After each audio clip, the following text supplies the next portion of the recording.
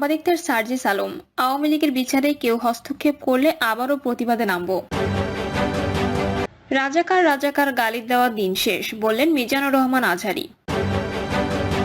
জুলাই চার্টারের উপর নির্ভর করবে সংসদ নির্বাচন, বললেন প্রেস সচিব। জানাবো গণ অভ্যুত্থান, স্বৈরাচার যায়, স্বৈরতন্ত্র কেন থাকে।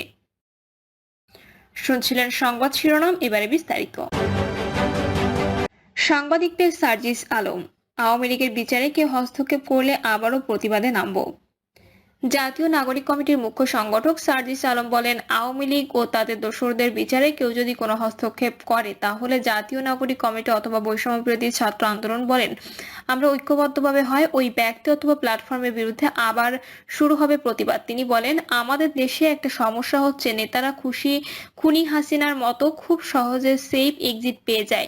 এই গণ অভ্যুত্থানে যারা আন্দোলনে ছিল তাদের কিন্তু এই খুনি হাসিনা ও তার দোসররা ছাড়বে না। সে জায়গায় আমরা প্রত্যক্ষ এবং পরোক্ষ কোনো ধরনের নেগোসিয়েশনের চিহ্ন দেখতে চাই না। যারা খুনি, যারা খুনিদের দোসর, তারা যে মত ও দলেরই হোক না কেন তাদের শাস্তি হতে হবে। সার্জিস আলম বলেন, আমাদের এই অভ্যুত্থান পরবর্তী সময়ের সবচেয়ে বড় প্রধান দায়বদ্ধতা হচ্ছে খুনিদের বিচার করা। আমরা এটা স্পষ্ট জানিয়ে দিয়েছি। নাগরিক কমিটির মুখ্য সংগঠক বলেন, আমরা আমাদের জায়গা থেকে কিছু জিনিস খুব স্পষ্টভাবে জানিয়েছি এবং এটা পুরো বাংলাদেশের জন্যই। ছাত্রদের নেতৃত্বে ছাত্র জনতার অভ্যুত্থান হয়েছে। তরুণ প্রজন্ম তাদের জায়গা থেকে নেতৃত্ব দিয়ে একটা দায়িত্ব পালন করেছে। এখন আমাদের রাজনৈতিক দলে যারা অগ্রজ আছেন, এখন তাদের সবচেয়ে বড় দায়িত্ব সবাইকে ঐক্যবদ্ধ করা। যে আওয়ামী লীগ 5ই আগস্ট অপ্রাসঙ্গিক হয়েছে, বাংলাদেশ থেকে যে আওয়ামী লীগ এই নামগুলোকে ব্যবহার করে সন্ত্রাসী কর্মকাণ্ড গণহত্যা করেছে, তাদের বিরুদ্ধে এখন ঐক্যবদ্ধভাবে আমাদের প্রতিক্রিয়া দেখাতে হবে। নিষিদ্ধের প্রক্রিয়ায় যেতে হবে। এই ক্ষেত্রে যদি তারা তাদের নেতৃত্ব দিতে না পারে, এই তরুণ প্রজন্মের কাছে তাদের সামনে যুগের পর যুগ এই দায়বদ্ধতা বহন করতে হবে। রাজাকার রাজাকার গালি দেওয়ার দিন শেষ, বললেন মিজানুর রহমান আজহারী। জনপ্রিয় ইসলামী স্কলার ডক্টর মিজানুর রহমান আজহারী বলেছেন, রাজাকার রাজাকার গালি দেওয়া দিন শেষ। কি দিন আসলো আল্লাহ আমাদের দেখাইছে। রাজাকার শব্দটি এখন অ্যাওয়ার্ড হয়ে গেছে। পরিস্থিতি পাল্টে দিতে আল্লাহর সময় লাগে না। মিজানুর রহমান আজহারী বলেন, আমাদেরকে বলে মৌলবাদী। আমরা আসল কথা বলি, ভালো কথা বলি, দেশপ্রেমের কথা বলি, জনগণের কথা বলি, আমরা মা মাটির কথা বলি, ইসলামের কথা বলি, দেশের সমৃদ্ধির কথা বলি। এজন্য আমাদেরকে বলে মৌলবাদী। আবার আমাদের বলে ধর্ম ব্যবসায়ী। আমরা ধর্মের কথা প্রচার করি যেটা দেশের জন্য, জনগণের জন্য ভালো। তিনি আরো বলেন, যারা ইসলামের কথা বলে, কোরআনের কথা বলে, তারা ধর্ম ব্যবসায়ী নয়। খবরদার আলেমদের বিরুদ্ধে দাঁড়াবেন না, নিজেকে ইসলামের বিরুদ্ধে দাঁড় করাবেন না। এদেশের আসল পরিচয় ইসলাম। মিজানুর রহমান আজহারী বলেন, ধৈর্য এমন এক গাছ, এই গাছের চারদিকে কাঁটা, কিন্তু এই গাছের ফল সুমিষ্ট। আপনারা 16 বছর ধৈর্য ধরেছেন, ফল দিয়েছে আল্লাহ। বিপদ আসবে, জুলুম আসবে, ধৈর্য ধারণ করবেন, ফলাফল পেয়ে যাবেন। জুলাই চার্টারের উপর নির্ভর করবে সংসদ নির্বাচন, বললেন প্রেস সচিব। জুলাই চার্টারের উপর নির্ভর করছে ত্রয়োদশ জাতীয় সংসদ নির্বাচন বলে জানিয়েছেন অন্তর্বর্তী সরকারের প্রধান উপদেষ্টা প্রেস সচিব শফিকুল আলম। তিনি বলেন, জুলাই চার্টারের উপর নির্ভর করবে আমাদের নির্বাচনটা কবে হবে। জাতীয় ঐক্যমত্য কমিশনের মেয়াদ 6 মাস। এমনটি জানিয়ে তিনি বলেন, 6 সংস্কার কমিশনের প্রতিবেদন নিয়ে পুঙ্খানুপুঙ্খভাবে রাজনৈতিক দলগুলোর সঙ্গে আলোচনা হবে। রাজনৈতিক দলগুলো জাতীয় ঐক্যমতের মাধ্যমে যে সিদ্ধান্তে পৌঁছাবে, আমাদের আশা থাকবে সব রাজনৈতিক দল এটাতে স্বাক্ষর করবে। সেটা হবে জুলাই চার্টার। সংস্কার কমিশনের অনেক সুপারিশ রাজনৈতিক দলগুলোর সঙ্গে আলোচনা ছাড়াই বাস্তবায়ন সম্ভব বলে মনে করে প্রেস সচিব। তিনি বলেন, আর যেসব ক্ষেত্রে প্রধান ঐক্যমত্য প্রয়োজন তার জন্য কমিশন রাজনৈতিক দলগুলোর সঙ্গে আলোচনা করবে। তিনি আরো বলেন, জুলাই গণ অভ্যুত্থান পরবর্তী বাংলাদেশকে পুনর্গঠন এবং তারপর আমরা যে রাজনৈতিক সমাধানে যাচ্ছি, কিভাবে আমাদের ডেমোক্রেটিক ট্রানজিশনটা হবে, তার জন্য আজকে রাজনৈতিক সংলাপের সূচনা। রাজনৈতিক দলগুলোর সঙ্গে জাতীয় ঐক্যমত্য কমিশনের সংলাপের সূচনা। গণ অভ্যুত্থান, স্বৈরাচার যায়, স্বৈরতন্ত্র কেন থাকে।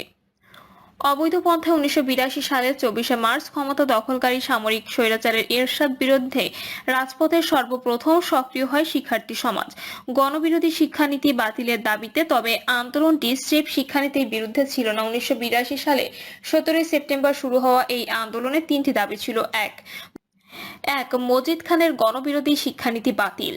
2, সব ছাত্র ও রাজবন্দীর নিঃশর্ত মুক্তিদান। 3, সামরিক শাসন প্রত্যাহার করে গণতান্ত্রিক অধিকার পুনঃপ্রতিষ্ঠা। 1983 সালে 14 ফেব্রুয়ারি শিক্ষার্থীদের ঘোষিত প্রতিবাদ কর্মসূচিতে পুলিশ গুলি চালায়। এতে জাফর, জয়নাল, মোজাম্মেল, আইয়ুব, কাঞ্চন, দীপালি সহ বেশ কয়েকজন শিক্ষার্থী নিহত হন। তখন থেকে দিনটি স্বৈরাচার প্রতিরোধ দিবস হিসেবে পালিত হয়ে আসছে। জুলাই আগস্ট গণঅভ্যুত্থানের পর দিবসটি পালনকালে কেন্দ্রীয় আলোচ্য বিষয় হওয়া দরকার স্বৈরাচার প্রতিরোধের স্থায়ী পথ ও পদ্ধতি।